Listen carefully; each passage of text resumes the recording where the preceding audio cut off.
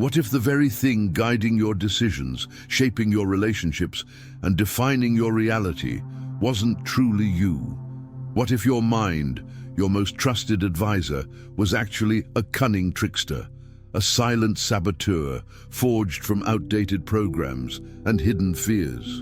In this video, we're diving into one of the most urgent awakenings of our time, the battle between your consciousness and your conditioning. Reprogram your mind or be enslaved by it? That's not just a dramatic title, it's a spiritual warning. Because right now, your life is being sculpted not by your potential, but by your programming.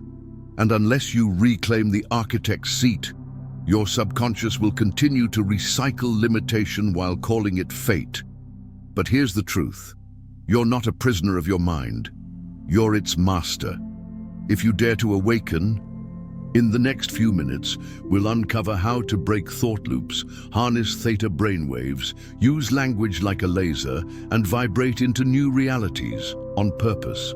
This isn't just information, it's an initiation into power, into presence, into becoming the conscious creator you were born to be. Ready to step beyond the matrix of thought and take the pen back into your own hands. Let's begin. Most people live in a reality they didn't consciously choose. From childhood, the subconscious mind absorbs commands, quiet impressions from parents, society, trauma, media. These beliefs, etched beneath awareness, become the silent architects of behavior, and because they operate below the threshold of conscious thought, they feel like truth. But they're not truth. They're programs, invisible chains. And until they are seen, questioned, and rewritten, they keep looping the same movie. Different actors, same script. The subconscious doesn't think, it doesn't argue, it obeys. Like a fertile soil, it accepts every seed planted with emotional intensity and repetition. If you were told you're not enough, once or many times, that becomes a foundational belief. And without knowing it, your entire life becomes a theater playing out that core wound. This is not your fault, but it is your responsibility to change. Because unexamined beliefs shape identity. Identity shapes behavior, and behavior sculpts destiny. Think about it. How many times have you sabotaged an opportunity? Not because you were incapable, but because some deep part of you didn't believe you deserved it. That wasn't you. That was a program, a protective illusion meant to keep you safe. But safety isn't growth. Safety isn't freedom. And unless that code is rewritten, the mind will continue choosing familiar pain over unfamiliar possibility. Here's the liberating truth. You don't have to believe your thoughts. You don't have to obey your mind's first reaction. Awareness, true, radical, soul-level awareness is the beginning of freedom. Once you start observing your beliefs like a scientist, not a prisoner, you gain power. You begin to ask, whose voice is this? Who gave me this idea of myself? And do I still choose it? Because that's the cosmic punchline. Beliefs can be uninstalled, rewritten, replaced. The mind is neuroplastic. The subconscious is programmable. And the moment you recognize you are not your programming, you've already started rewriting the story. Have you ever noticed how one negative thought can spiral into a storm? That's the power of a thought loop, a self-perpetuating cycle where fear feeds more fear and doubt multiplies itself until you're paralyzed. These loops feel real because they trigger the body's chemistry. Cortisol floods the system, the breath shortens, the heart races, and suddenly the imagined threat feels like life or death. But it isn't real. It's perception. It's an illusion looping on autopilot. The mind is like a radio, constantly broadcasting signals. But when we tune in to a frequency of fear, we begin attracting more thoughts that match that frequency. This is the law of vibration in action. It's not mystical, it's magnetic. Your inner state becomes a magnet, pulling in thoughts, emotions, and circumstances that validate the loop. And once that happens, you're stuck, not because of external forces, but because your internal lens has become distorted. This loop is cunning. It uses memory as fuel and the future as bait. It reminds you of every past failure, amplifies your insecurities, and projects worst-case scenarios onto tomorrow. It convinces you to stay small, to stay silent, to not take the leap. And here's the kicker. The more you obey it, the stronger it gets. The loop becomes your identity, and soon you forget who you were before it started. But you're not the loop. You're the observer of the loop. And this is where power returns. The moment you witness the loop, without feeding it, without reacting, resisting, or judging, it begins to lose momentum. Like a fire without wood, it burns out.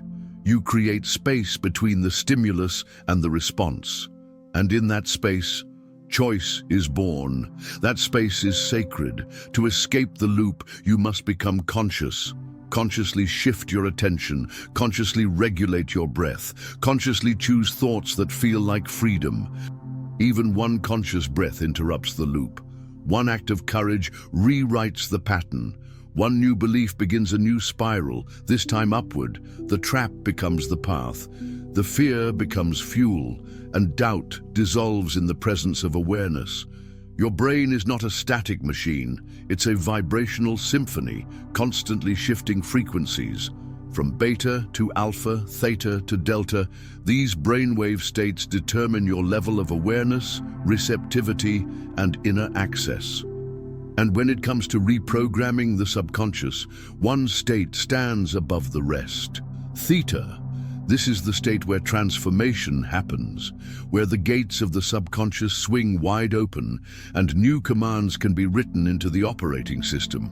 Theta is the twilight zone, the bridge between waking and sleep. It's the state children dwell in up to age 7, which is why they absorb beliefs so rapidly. But here's the empowering twist. Adults can intentionally enter theta through breathwork, meditation, or just before sleep. In this state, the critical filter of the conscious mind relaxes, and affirmations, visualizations, and emotional imprinting sink deep into the subconscious soil. Most people try to change their life by thinking harder, but surface-level thinking doesn't touch the subconscious. That's like trying to reprogram a computer by typing into Microsoft Word. It doesn't reach the code. Real change requires accessing the source, the subconscious patterns running silently beneath your decisions, your reactions, your very self-image. Theta state is the gateway to that realm. Now imagine this.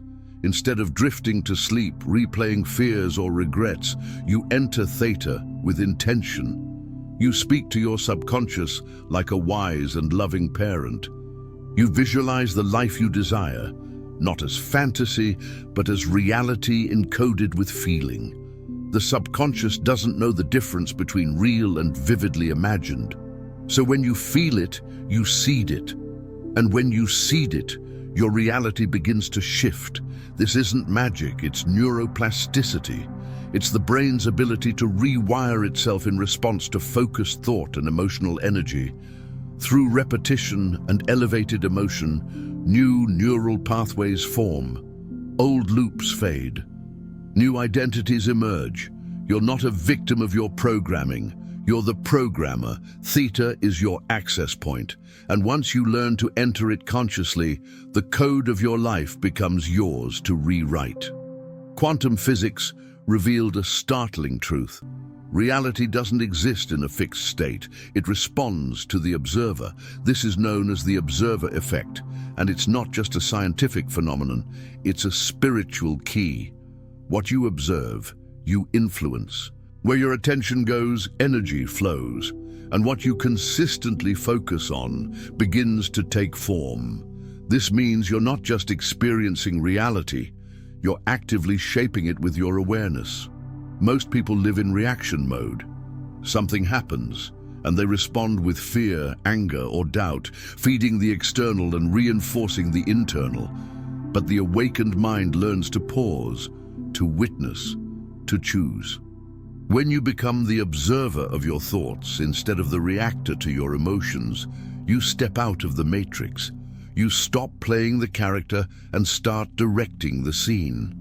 This shift from reaction to creation begins with mindfulness, not the kind where you sit in silence for hours, but the moment-to-moment practice of watching your own mind like a curious explorer.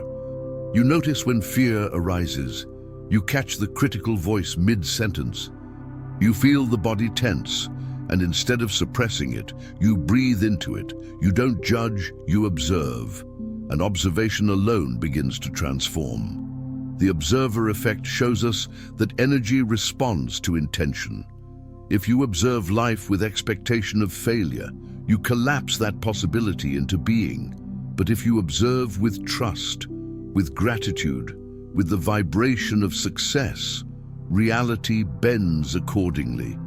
You stop being a victim of circumstances and become a conductor of energy. The world begins to reflect not your fear, but your frequency. So ask yourself, am I reacting or creating? Am I lost in the role, or am I awake behind the eyes? You were never meant to be a pawn in the game. You were meant to be the one who sees the board, who changes the game.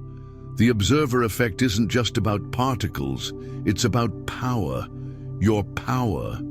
The power to choose your lens, shift your vibration, and manifest from the quantum field of infinite potential.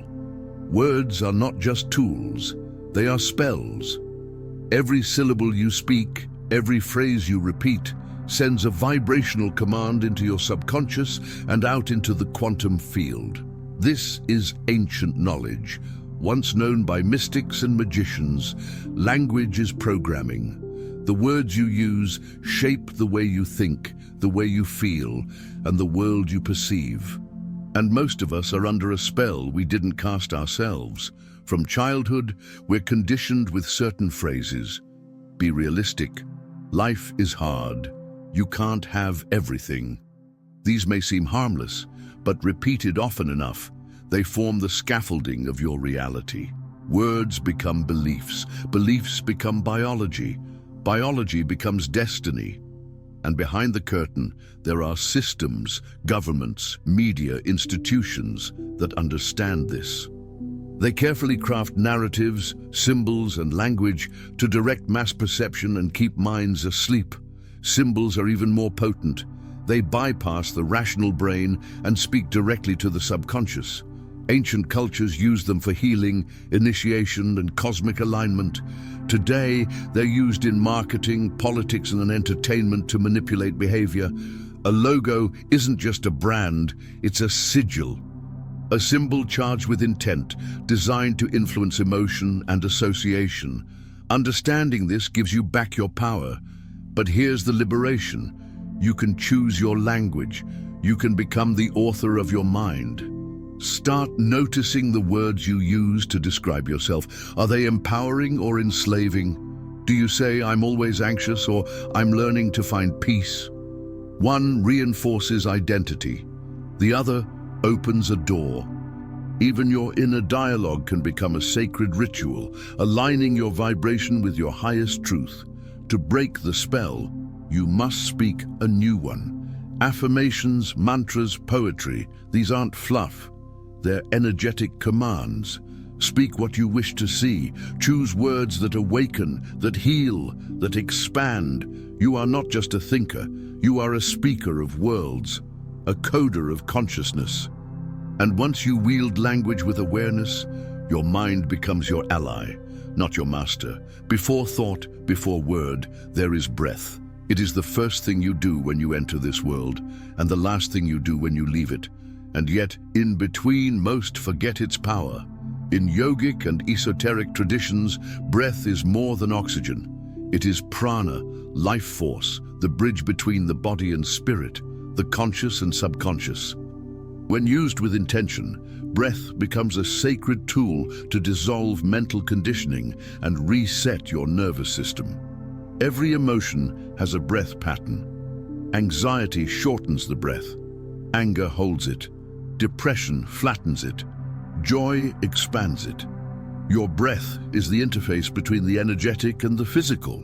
By changing how you breathe, you can change how you feel, and in doing so, alter the neural circuits connected to those feelings. It's not just emotional, it's physiological. Your vagus nerve, your brainwaves, your hormones, all respond to breath. Pranayama, the ancient science of breath control, was designed precisely for this. Techniques like alternate nostril breathing, breath retention, or rhythmic inhalation and exhalation work like energetic reset buttons. They disrupt mental loops, shift brainwaves toward alpha and theta, and allow access to the subconscious. Breath doesn't just calm the mind, it opens the gate to rewrite it. In moments of panic, confusion, or looping thought, you don't need to fight the mind, you need to breathe. 3 conscious breaths can interrupt years of programming. 10 minutes of pranayama can take you from chaos to coherence. It is the simplest tool, yet the most profound.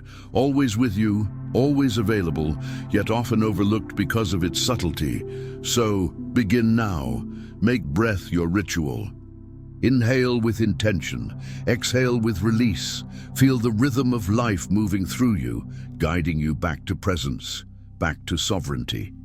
You don't need to understand every program to shift it. You just need to breathe consciously enough to rise above it.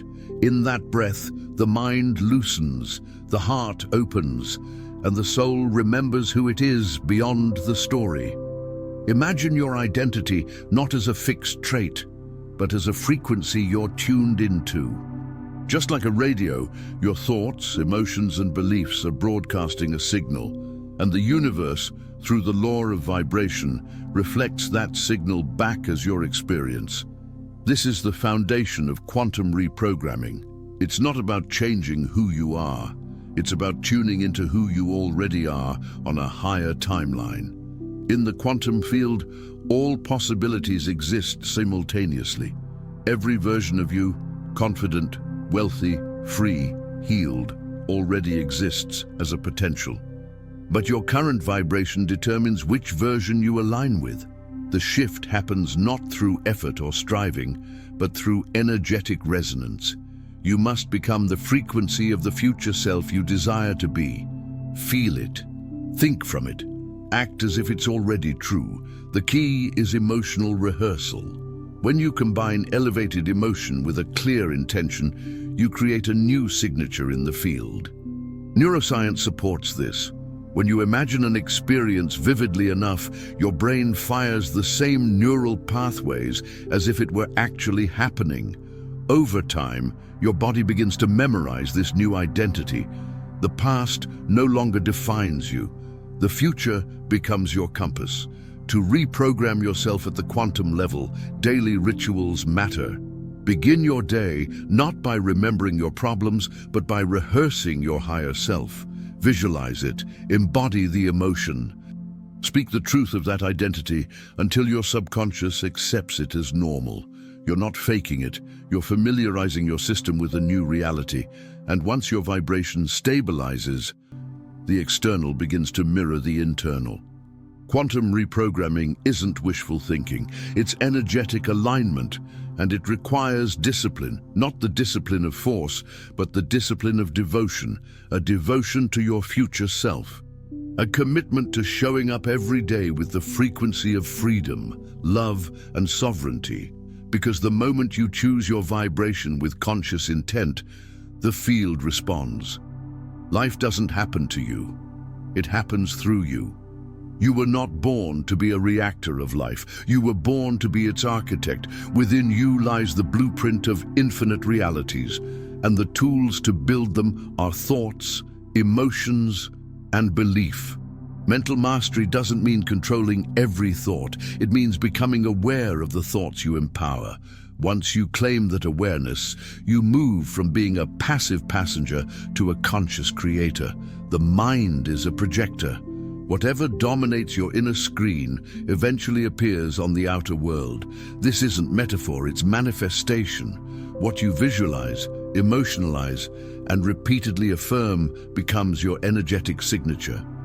And through the mirror of the universe, life begins to reflect that signal. So if you want to change your world, change your internal movie. Don't fight the shadows, rewrite the script. Every day you are building, whether consciously or unconsciously, you are creating structures in your mind. Thought patterns become mental architecture, beliefs become walls or windows, habits become the foundation, and intention is the blueprint. The clearer your vision, the stronger your vibration. The stronger your vibration, the faster the manifestation. There's no mystery, only mastery. Becoming the architect means designing your day with precision. Start the morning not with reaction, but with creation. Ask, what frequency do I choose today? Craft thoughts that align with that frequency. Align your posture, your breath, your speech with the energy you wish to embody. It's not performance, it's practice. And through repetition, this identity becomes your default setting. The mind is not your enemy, it's your instrument. And when tuned correctly, it becomes a symphony of possibility. Mastery doesn't come from force, it comes from awareness, consistency, and love. The more you consciously create, the more life feels like art. You are the painter, the brush, and the canvas. So ask yourself now, what will you build next? Every day, you're offered a silent choice, to repeat the past or to reprogram the future. Most won't even realize they're choosing. They'll call it routine, they'll call it personality. But you've seen behind the veil. You've touched the machinery of the mind, and more importantly, the power that exists beyond it. You're not just someone with thoughts, you're the thinker. You're not just someone with beliefs, you're the builder. And once you awaken to that truth, life stops happening to you and starts unfolding through you. Thought becomes tool, breath becomes portal, emotion becomes energy, and reality begins to bend, not by force, but by frequency. So the question is no longer, what should I do? The question is, who am I ready to become? Because every thought, every breath, every moment is a seed. And the mind, once mastered, becomes the soil where miracles grow. If this transmission stirred something ancient within you, like, share, and subscribe to the Cosmic Awakening channel.